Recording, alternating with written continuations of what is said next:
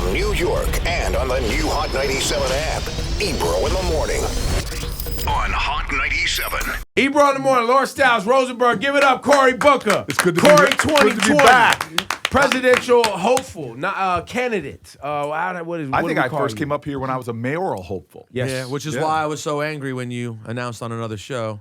Yo, Rosenberg was pissed Rosenberg at you, was bro. Was he really? Yeah, you're set back right now. You got to jump over some I'm going to people. climb out of this hole. You got to climb out. But Rosenberg was gonna like, climb. yo, this is our guy Cory. He went to another morning show. No, I said not only that, the amount of shitty phone lines we've sat through with Cory. Oh, good. Damn. We have you on the phone. You guy can't get a landline. We sit through it anyway because we love you, and then you announce somewhere else. And I had to tell Rosenberg, look, we broadcast in New York City, right? We have a Yes. large YouTube following and digital and all that stuff. But The Breakfast Club is a national show. There are iHeart's 80 radio stations. Yes. I was like, he went there to launch a national campaign. I It get wasn't it. about Jersey. It wasn't about New York. I get it, but my feelings were hurt. That's it. See, but he came back when it's about Newark, New Jersey. He's going home to Newark to launch Cory 2020, the official hometown kickoff. Tomorrow, we're coming You know what here I'm to saying? let folks know in the tri-state area, get on the path, come out to Newark, New Jersey. It's going to be like a block party atmosphere. Doors open around 9 a.m., food trucks, games, entertainment. We're doing the launch in our home. I don't know if there's ever been a presidential campaign launch from Brick City. I don't think so. No, I can't. Who would it be? I mean, did Redman ever run for president? Queen Latifah. She could. Yo, Latifah on your ticket. That would be very Oh, interesting. Booker Latifah. Listen. Newark's got, Her name's not even really Latifah, which would even be crazy that somebody's using their rapper name to run for president. Have you had a chance to talk to her about all the amazing things she's doing? Dana is really one of the more talented, committed people I know. She is down, and she's been loyal to Newark. When I was mayor, she was a real straight up friend. Yeah. You heard about the affordable housing that she's putting together. Yes. That she's working on. Yes. It's dope. Yes, absolutely. Look, the great thing about Newark, Shaquille O'Neal, when I was mayor, helped me build a movie theater in the central ward of the city, helped me build housing, affordable housing in the city. You see this commitment of folk that are from our community staying loyal to our community. It's really good. And it's awesome that you're going home to kick this thing off. Now, let's have real talk about you running for president. Yes. You decided to do this. You've launched it. You've done something I never thought you would do, which was make your personal life public, but that's part of running for president because we don't hear much about who you're dating and this and that. So shout out to Rosario. I love you, Rosario. I think it's I mean, amazing. you're going to get a lot of hate for that, let's be honest. Why do you say hate? Because people are jealous. Rosario is one of the most desired women in the hip-hop-ish entertainment world. Rosario is here's the good very thing. desirable over the last 20 years. She's very This is a popping. major coup. Well, but there's a good thing here, right? Yes. Because the current president, his wife has nudes on the Ebro. internet. You don't need to talk. We don't need Well, I to. was It's just all going right. to say they can't use Rosario's movies and sex scenes against him she's as an like a act- no, she's a president. professional actor. She's a professional. You know what I'm saying? The current president, he's a Twitter troll, and his wife just has like nudes, like there's just loose nudes. So you don't have to worry about that. Is my point. I don't think he was worried about that in the first place. I just meant people are jealous because Rosario is such an amazing woman. She's an amazing human being. She Yes. really is. Like, there's no affect about her. Like you right away. The second you meet her, you get the full thing right away. Yes, because look, she there's a soulfulness about her because, she was discovered. Her parents, her mom was living in a abandoned building, and she was discovered, and she's never lost that connection to people and that drive for And they're justice. from the Lower East Side. Yeah, of course. Yeah, Lower East Side, right But here. Rosario was really big on Bernie. So how is that working out? 'Cause she was really pushing for Bernie when he was running. Yeah, let's just say she's supporting me. She's supporting you. Yes. So you brought her over. She wasn't like, I don't know. You're kind of like establishment Democrat. we have great political discussions, but she's for real. If you are authentically about people, she wants to support the folks who are trying to really make a difference for people on the ground. On a serious note, does she kind of help? Because you've been in the Senate for a while, you've been in politics for a long time, and she is a really left person. Does she help kind of keep you really In touch with what the people are talking about? I think what Rosario's discovered is what most people discovered. Look, you want to talk about what is left. I live in Newark. I don't just live in anywhere in Newark. I live in the Central Ward. I live in a community. Last census, our median income is $14,000 per household. So I walk folk around my neighborhood. I live with a sense of urgency daily about dealing with the problems of our community. So I don't think I need somebody to pull me to that. I see You feel that. That is every you. day. Look, Shahad Smith killed with an assault rifle at the top of my block. So you want to talk about somebody who was going to fight against gun violence, common sense gun laws? Black people are 6% of the nation's population, but we make up over 50% of the homicide victims. Across my street is this incredible organization called Integrity House. They do drug treatment, help people transition on recovery. And when I go over across the street, bring some food or sit with the fellas, it is a screaming testimony to how messed up our country is when you have guys who have been arrested dozens of times, but they're not getting their addictions or mental health issues treated. We put them in jail when it's more expensive. So I get... We do that to poor black people and brown people. They don't do that to rich So these white folks people. who want to tell me that there's some kind of purist ideological progressives and don't live with the kind of urgency that I live with every day to solve these problems... So I was on an interview yesterday with one of these national radio shows where they're like, well, when you were mayor, you had relationships with Wall Street. And I was going to ask you, that is the number one thing people come at you about, is you being too friendly with Wall Street. But let me tell you this right now. We need to build a hotel in Newark that would have put hundreds of my folks Guess to who you're work. gonna have to talk to? Who are you going to have to talk to with the money? I mean, I don't understand this. I don't live in your world. I live in a world where people on my block need jobs. Right. And small businesses. Come into my community. I'll show you how we built stuff, affordable housing, supermarkets in the neighborhoods, and we had to get institutional capital. So yeah, I want to get relationships with folks because I live with a sense of urgency, dealing with low-income folks who have every right to jobs and economic opportunity. Well, and also, too, I think a lot of people don't understand that in this country, to get people to really invest in something where the return may not be that high, you have to go to institutionalized banks. And people, there's not regular folks that are looking to get back, 5%, annually on an investment unless you go and figure out a relationship with people who have a super long money. Let me tell you something, one of my favorite moments I've had recently. I'm walking through Newark, black neighborhood, and I see these three white folks get out of a car with a UW hat. I'm like, wait a minute, am I back in the Pac-10 at Stanford? Right. And I make a crack about that I don't let UW folks up in here because I'm a Stanford man. And they laughed, and I go, what are you doing here? And they said, well, we opened up some online, whatever, and looked for the best restaurant. And they said this Vonda's Kitchen, which is in my neighborhood, which is a black woman entrepreneur, couldn't get access to capital. We stepped in when I was mayor, again, relationships with banks, and were able to help to get her a loan to start this business. Now it's thriving so much. You drive down there on a Sunday, cars parked all the way right where the projects double parked to get into her restaurant. And now people from Washington State are coming all the way to Newark to try her food. And that's the thing. There's as much genius in Newark and Camden as there is in Silicon Valley. Entrepreneurs ready to go, but they can't get access to capital. Well, and then you get into a situation where now, a lot of people don't even understand the business part of being a president, right? Of actually having to bring worlds together that disagree on policies. Right. But we all agree here in America that we want to make more money. Right. We all agree that people want to work. They just need the jobs or the access. So you got to get worlds that disagree on a myriad of policies into a finite space to agree on how we're going to get the money flowing so that people can work. You're preaching. And let me tell you, Tim Scott is a black guy in the Senate who is a conservative Republican. And he and I actually wrote a bill together because at least we can agree that about 75% of all the venture dollars go to about 3 metropolitan areas. Wow. And you have all these areas, rural America, you have urban spaces that don't get the investment. So he and I put together, wrote legislation that said, okay, capital is lazy. We're going to give you incentives to go to the poorest areas of America by creating opportunity zones. That if you invest in these areas, you will pay no capital gains if you leave your investment there for a certain time. We wrote the legislation, got it in that horribly toxic tax bill. It's about the only thing in that Trump tax bill that, in my opinion, is worth anything.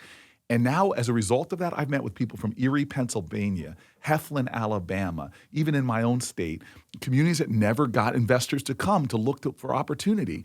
And the people in those communities are telling me, and this is what Ros Barak is doing in Newark, is you're going to come and invest, but you're going to do it on our terms. So I think it's in Heflin, Alabama. They're building a memory center for elderly folks. They now have investment to do that.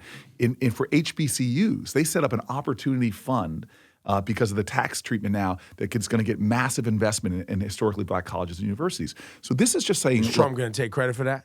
Of course he's going to take credit for it. I wrote this. I wrote it though. I wrote it though. But my point is like, you may be an intellectually purist a person who's probably afraid to come into neighborhoods like mine. Okay, but I deal with a level of urgency where people need jobs, people need healthcare, people need schools that work, and I'm going to do what I need to do to move people who are struggling to opportunity, so that they can often live the lifestyles that those folks who are having the debates about whatever their sort of purity is. I want my community. So it sounds to me, Cory, like that is a conversation that frustrates you to some degree, is that there are a lot of people on the left who think that because you've been on the Hill and you've built relationships, that means you can't inherently be pure to a cause. No, what frustrates me is people who want to hold hostage progress for communities like mine because they're unwilling to get into the sausage making and do things that actually are going to move the needle for communities like mine. And what is that, when you say the sausage making, you mean that means it's sometimes getting money from— Let me give you a better example.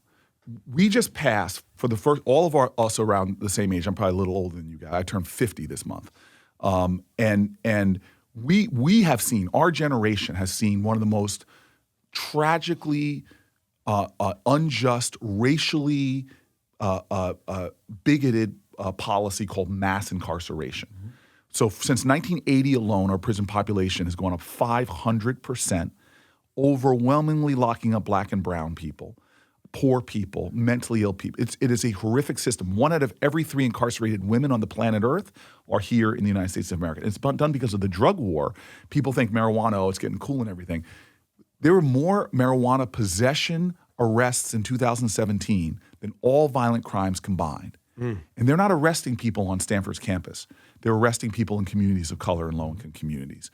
No difference between blacks and whites for using marijuana or selling marijuana. In fact, young whites have a little higher rates of selling men than blacks do.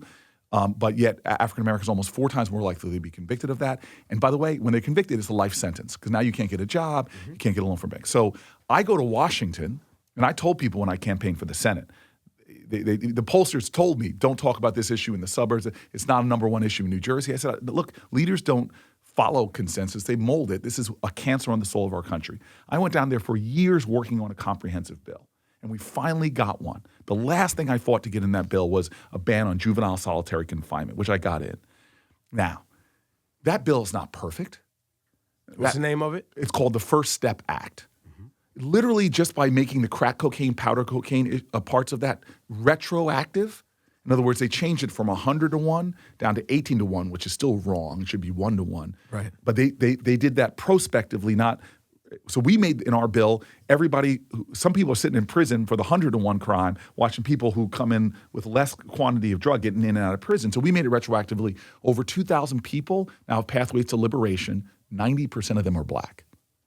And so if you're sitting there— in layman's terms, somebody got locked up for crack, which was deemed way more of an issue than powder cocaine. And so now and it's really 2,000 people can actually get out of jail. Yeah, right. and so what folk are, and by the way, I took a guy to the State of the Union address, life sentence. I'm not exaggerating, life sentence for crack weighing less than a baseball. Life sentence. This is the kind of stuff that goes on in our criminal justice system. Now, my point to you on this purity thing is, a lot of progressives weren't happy with that. You know who? Well, they wanted it to be they wanted it to be more? Yeah, more. Of course I wanted more. But so I did want you. more. So do I. I introduced them as soon as the first step was done, I put the next step in. Guess who I worked with to get that last provision in? This is like blasphemy. I worked with Lindsey Graham, the same guy that I was outraged about during the Kavanaugh hearing. Mm-hmm. But the next day I go to work with him because I want to end juvenile solitary confinement, and I got that part in the bill. So what I'm saying is there are some folks that want to criticize you for getting into the sausage making, for making compromises and horse trading. But when I walk around my neighborhood now, folk come out and tell me, thank you for doing that bill. It's helping so-and-so, or my family member here, or defense attorneys stopped their cars, rolled down their window and said, yo, man, you did a solid.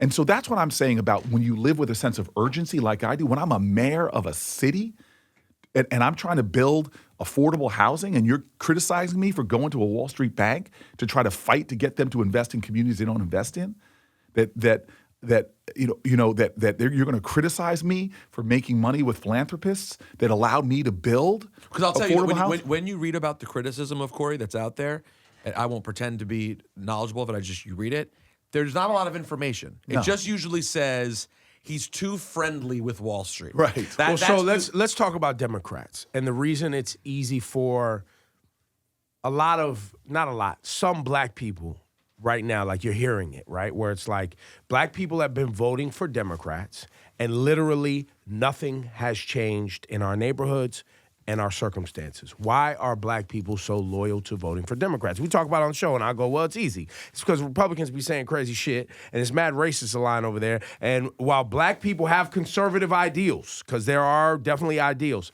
they not voting for the same people that racists are voting for. That is off the fucking table. Also, social services. And people will say, well, the social services are the things that are crippling the black community. The problem is what he just talked about. There's a lot of Democrats who are career politicians that to make sure that they don't do anything that, tarnishes their record, won't do the dealings to get business done to benefit the community. So it's halted because people won't come together because they're afraid that it'll tarnish their image. Well, to be fair, that's the concern we talked about Bernie a couple weeks ago. Is I like Bernie. I voted for Bernie in the primary last time. But realistically, my concern with Bernie is that if Bernie were to become president of the United States, he wouldn't be able to accomplish anything with Republicans. So I do think you need to have someone who's in office who's able to work with people. I tell people all the time that I started my career in Newark. And I did not go to Newark. I did not run for city council, mayor, to talk politics. I got to say, is things on my block changing? And I walk people around my block. We now have made a decision that, like, you want to do a profile of me? Come to come to Newark. Don't interview me down in D.C. Come to see.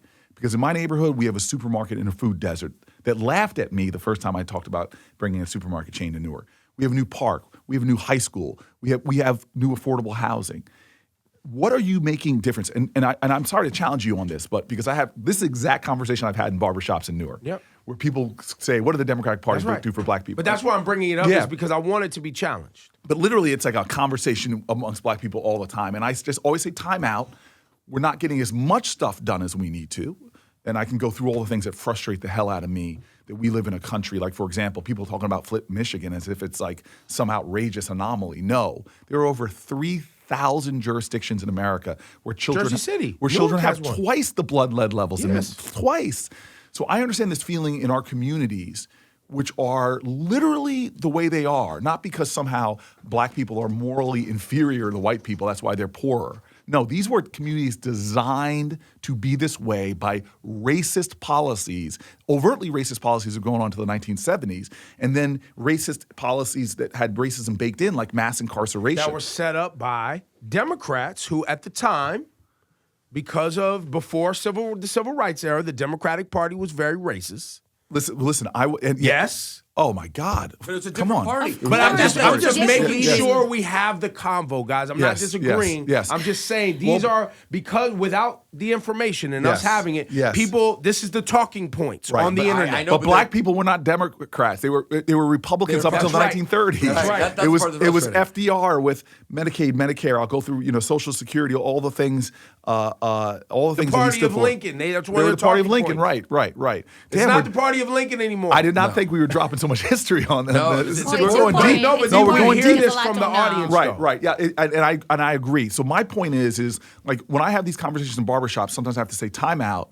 Let me just go through the Obama presidency years where people say, what did Obama do for us? I said, wait a minute, okay? Let's talk healthcare. I mean, before Obama, people were up in our communities were being denied health care because of pre-existing conditions. If you had a childhood baby with health issues, they were reaching their lifetime caps. So I can show you all these areas in health care that Obama made a difference. As a mayor of a city, talk about a guy who was fighting for affordable housing streams of funding, for Pell Grants in prisons, getting money back for education. I can go through all the things that would not be if we didn't have Barack Obama president. Now, we may not have seen the kind of revolutionary change that could address past injustices that have been heaped upon communities, where, again, I want to drop some history here, where we had everything from the GI Bill. Blacks denied the benefits of the GI Bill, Social Security written in a way to exclude the professions, domestics, agricultural workers where blacks were. You had redlining. I can go through all of the laws, FHA policy. Redlining is urban housing, right? That's devaluing certain communities, making it impossible for people's pathway into the middle class, which was often done through your housing, the wealth of your home, but home ownership. There's been so many things. People it's historical amnesia, forced sterilizations of black women. When blacks at post-Reconstruction period started getting wealth, you saw literally like the bombing of Black Wall Street in Oklahoma. You could go through all of these episodes that we don't talk about that were incidents to entire structural denials of opportunity. And again, do not forget the new Jim Crow, which is mass incarceration, what that's done to communities. Even this outrage of felony disenfranchisement. In other words, that you have done something like caught with marijuana or drugs, doing things that 2 of the last 3 presidents admitted to doing, and you're losing your voting rights for life. And so you're disproportionately incarcerating African Americans for drug crimes. You're now disproportionately taking away their voting rights, and you end up with communities like Florida. Thank God they just changed the law. But up until them changing the law in Florida, you had some communities where 1 in 3 black people couldn't vote for felony disenfranchisement. 1.5 million people couldn't vote in the state of Florida. Yes. That's why there's so much fear right now going into this next election, because Florida's complexion is very different. Right. Yeah. And then include the Puerto Ricans who have moved to Florida. And so this is the problem with what you're reflecting that you often hear, is that it breeds cynicism about politics. And when people are cynical about politics, what do? They check out. Yep. And then that creates the very thing they're cynical about.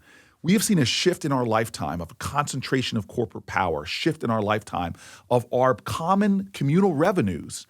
We have spent trillions of dollars in 2 massive things in this country, and not on our roads, bridges, education, research, development, access to capital.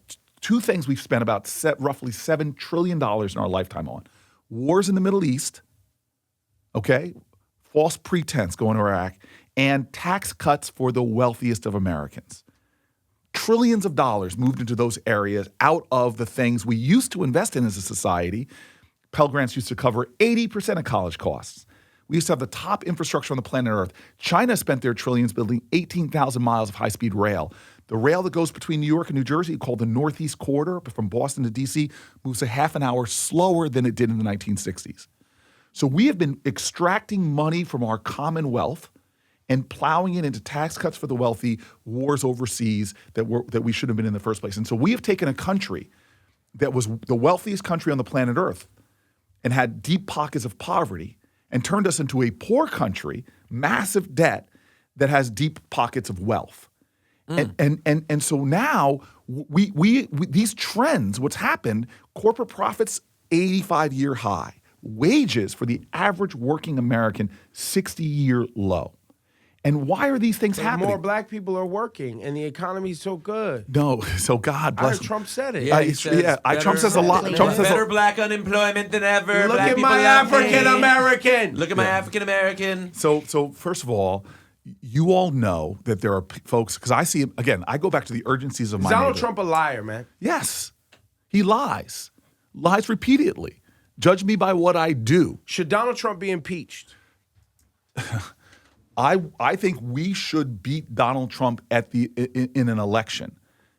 I'm telling you right now, I want to see the Mueller report. Your face said when I asked you that was, if I wasn't running for president, I would say he needs to be impeached. Just we ain't there yet because the timing's off. Let's wait a little while. You saw that all in one face? No, he's a pretty good guy at sifting through stuff. Look, I am so deeply offended, and I think a lot of us are hurt. Like I have to sometimes compose myself because some things hurt me more than others that he says. I told you should have kicked that table over during that Kavanaugh hearing. That's okay. right. Listen, I mean, real. I thought you were going to take that microphone. Let me just say, I'm I'm one of these people that believes in ideals of grace and empathy, but there's certain I lost it in public around the shithole comment the S-hole comment thing that he made. You said shithole already. You didn't have to clean it up. Okay, They're I'm going to take sorry. that and use that against you. They'll- Person on the radio. He'll say anything. He'll Cory say Booker. anything. He'll even quote the president. So I don't know why that one, not condemning Because Nazis. you know it was racist, man. Straight up racist comment.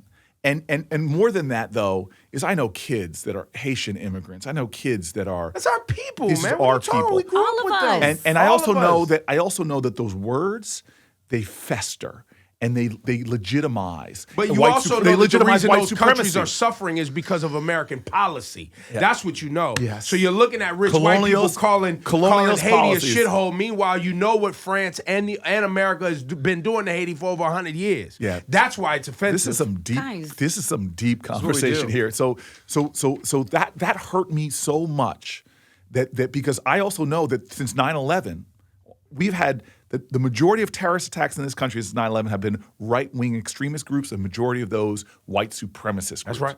So white supremacy is on the rise in America. You see from mosques and synagogues to gay bars. Everything. The violence we're seeing of Americans, of people who believe in white supremacy. So you have a president that is saying things that are giving license. Literally, white supremacists as far away as New Zealand are using our president's words. And so when you ask me about impeached, this man is creating a level of moral vandalism. Martin Luther King talked about the law and the deeper moral law of a land. He in one of his speeches, he said that everything Hitler did, there was laws allowing him to do it, but the moral law was broke. There is moral standings in this country that are broken when you put children in cages.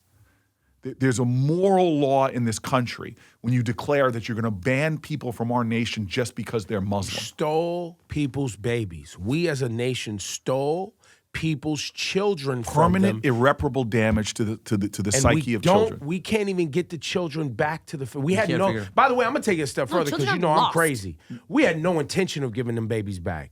I believe that they stole those babies on purpose. They knew what they was doing when they took those babies from those people. And so when you asked me about impeachment, what you saw on my face is because, I have a lot of very strong feelings.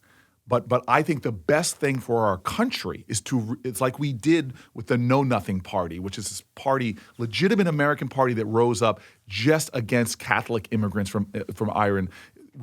How did we beat them? We just totally destroyed them in the political rejected them. McCarthyism, another demagogue that rose up, dominated the new. How do we beat him? We beat him by soundly rejecting that. Even Jim Crow, it took a long time, but we as a people soundly rejected that. And the best thing I think for this country is for us, after 4 years of his moral vandalism, of his racist rants, is that we as a country say we are choosing a different direction at the ballot box in a democratic fashion with one of the highest turnout elections, I hope.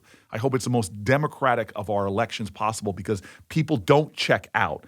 People in our party realize that the opposite of justice isn't injustice, it's apathy, it's indifference. It's surrendering to cynicism, which is a refuge for cowards. But it's also- saying, I don't have the power to change it because it's so bad. Well, Everybody in this imagine room, if civil Cory- rights activists said that. Everybody in this room disagrees with me. Well, Rosenberg more specifically. I say if Trump doesn't lose a lot of money after he's voted out, or at least go to jail, nobody's going to have respect for that office the same way anymore, because literally there is a criminal empire around it. There are people that worked with him, employed by him, selected by him and his counterparts that operated and have been indicted and are potentially going to jail. For him to, because of the office, dodge all of that, that is going to be a huge failure. We may not see it in the first 10 years, we may not see it in the next 20. Listen, I have faith. But unless We need there people- is but we need a people to come out shocking of the system, Right, where it's like, we will never stand for this, ever. It can't, how do you write this? Because here's the other thing that I don't believe that people on Capitol Hill understand.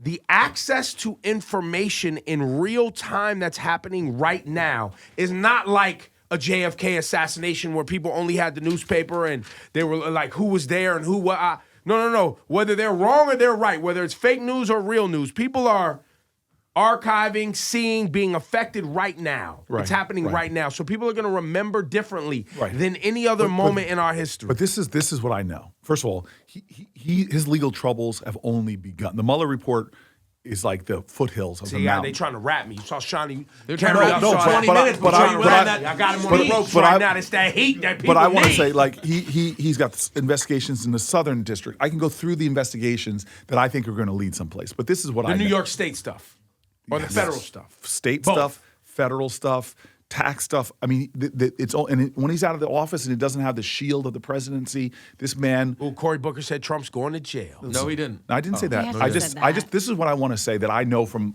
having the long perspective of the arc of history. Demagogues like him, hate mongers like him, Father Conklin, McCarthy, Bull Connor. They are rendered to the dark shadows of history and condemned for who they are. That's right. This is a president that divides us, that condemns, degrades, talks about women, minorities, immigrants in ways that history will look back on him and contextualize him for what he is and who he is. I have no doubt about that. But what I come back to now is the urgency of my community, the community that gave me political life, that elected me in 1998 to be a city council person. And my community, as I travel around this country, I feel a kinship with rural communities that are cast aside and looked down on, just like Newark is. I feel a kinship with factory towns that have been hollowed out by corporate consolidation. There are so many Americans that right now live with a sense of urgency, forwarding their prescription drugs, trying to get their kids in a classroom where a teacher is paid what she or he is worth, that are like we're going to face, or taking care of parents with Alzheimer's and trying to raise our kids and feeling that economic squeeze. These are the urgencies that make me stay focused, not on the politics or what he tweets today, but on everyday fighting to get compromises done, like the criminal justice reform bill, and trying to become the next president of the United States. So we can have someone up in the White House that has a sense of urgency to deliver for people. I'll tell you what, I said this last time after you left, that I thought your last performance on the show, right when you walked out, I was like, that was the best version of Cory Booker I've ever seen. And I think you're even better. I believe you. Yeah. And I think we're actually getting, like, I'm very excited to see what happens on this campaign trail and what someone like you could do should you get the opportunity to see Trump face to face. Well, let me flip it over back on you guys. Like, I want to call this Black radio. Obviously, the listeners are really diverse, but that's what it's always been for Black radio. Black music has been a cultural door. That's right. We're the most diverse radio station in the country. Exactly. And the folks listening to this, all different religions. You all have Sikh Americans, Muslim Americans, Christian Americans, atheist Americans. I just want to say that you all are keeping it real in a way that is so freaking refreshing. It's not just jokes. It is what we need right now is for the traditions of this radio that springs out of. I can tell you famous radio stations in D.C. that during the Civil Rights Movement, you all are entertaining, yes. You are informing, though. You're inspiring, and you're making people like me have to come in and do real talk, or you will excoriate them. Well, especially because someone obviously told you that I had said something about you before you came. I can tell with the matter. I gotta ask one. You have to go back to one last thing. This is hard. Yeah. Israeli election was this week. President Trump was absolutely unprecedented with what he did to get Netanyahu elected.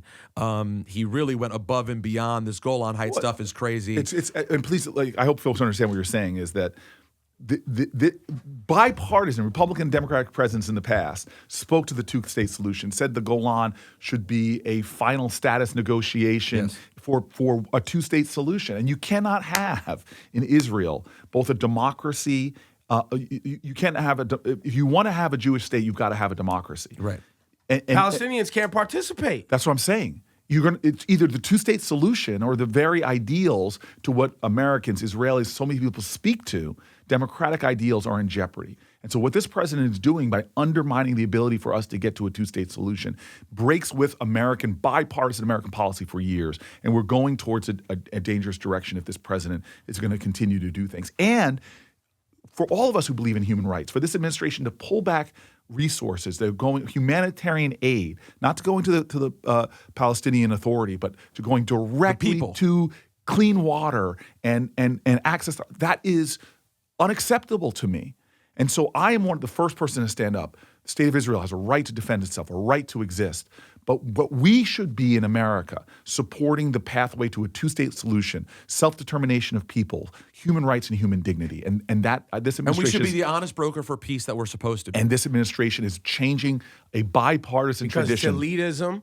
It's white supremacy. All right, we can't let Cory, thank you so No, much. thank Wait, you. y'all didn't let me get to reparations, man. You gotta talk reparations, I would man. love to You talk next time. reparations. I would love to talk Next reparations. time. I'll come back. But please, let me just Do you make have a plan for reparations? Yes, I'm the lead person on the Senate on the House Bill 40 to make sure we're bringing the best minds. Post that on your IG so we can point. So I can point to your reparations. Just let plan. folks know that we have to have this. We have to focus on this issue as Americans because what we were talking about earlier about communities. What is the black-white wealth differential in America?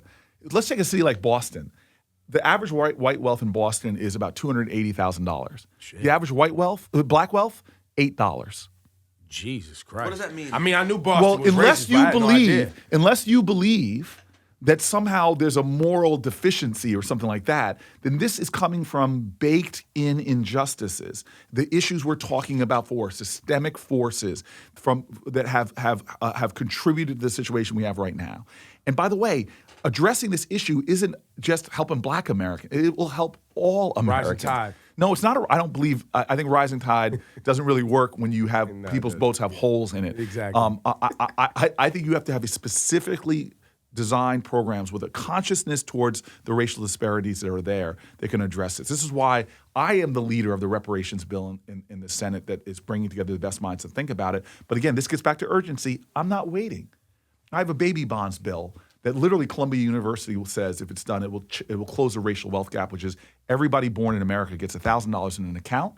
Because we're a capitalist society, you give people stake in the economy. Every year, you get money deposited in that account depending on your family's wealth. Poorest kids up to $2,000 because of compounding interest, something I know you talk about. By the time you're 18 years old, the lowest income Americans would have $50,000 to invest in job training and in starting a business and going to college and buying a home, which creates generational wealth. That literally would eliminate the racial wealth gap. Now, I'm not saying that that's reparations. I'm saying that we need to right now be putting policy on the table that's going to correct for the disparities, inequalities in our country and have a larger conversation. And the last thing I'll say about reparations is because this is so frustrating me in the presidential context because it's basically asking every presidential context, reducing it to just check a box. Reparations or no reparations. No, right. As opposed to having the deeper conversation in our country about the persistence of racism, of implicit racial bias. Because you all know it, the media, a bunch of Black kids marching, they're thugs. Of course. You know, the Willie Horton, the racist tropes of welfare queens. This stuff, if you get away, if you deal with some of the policy inequities, Black women are 2-3 times more likely to die in birth than white women. You can start dealing with those specific policy issues, but if we don't have a larger conversation about the persistence of white supremacy, the persistence of implicit racial bias, then we are not going to solve whatever the next generations of equality are. Our generation's biggest inequality pusher was mass incarceration. What was it about the human dignity of African Americans that we perceive them more as a threat, that people of the same do the same crimes because Blacks are perceived somehow more dangerous. They're getting longer sentences. Black children, same infractions in school, more likely to get out of school suspension. Right, if we can't deal with those kind of deep perceptual issues, that even I meet law enforcement officers who honestly talk. Former FBI director gave a whole speech about if I see a bunch of Black kids on one side of the street, white kids on the other side of the street, I perceive the Black kids as more dangerous. We need to deal with implicit racial bias in policing.